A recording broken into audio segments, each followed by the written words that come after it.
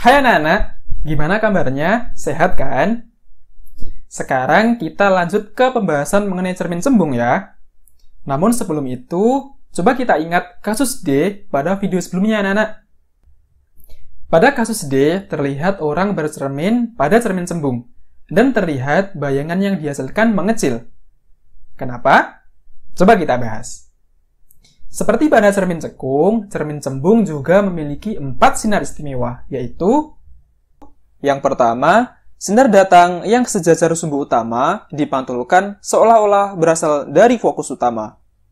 Yang kedua, sinar datang ke arah fokus utama dipantulkan sejajar dengan sumbu utama. Yang ketiga, sinar datang menuju pusat kelengkungan dipantulkan kembali melewati lintasan yang sama.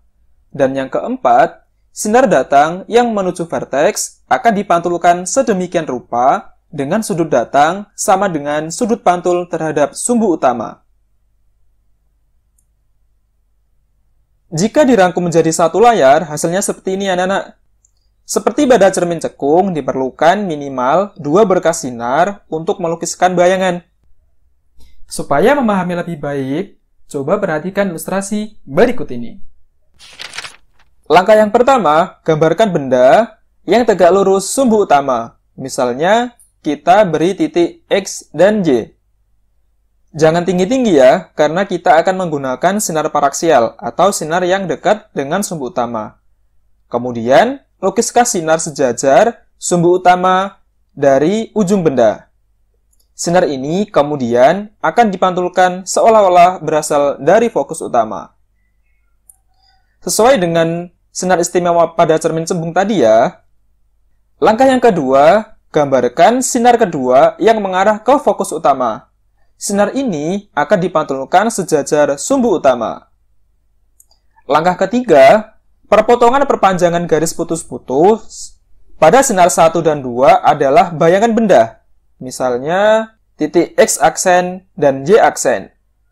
Dari ilustrasi berikut diketahui bahwa benda nyata atau sejati selalu menghasilkan bayangan bersifat maya, tegak, dan diperkecil.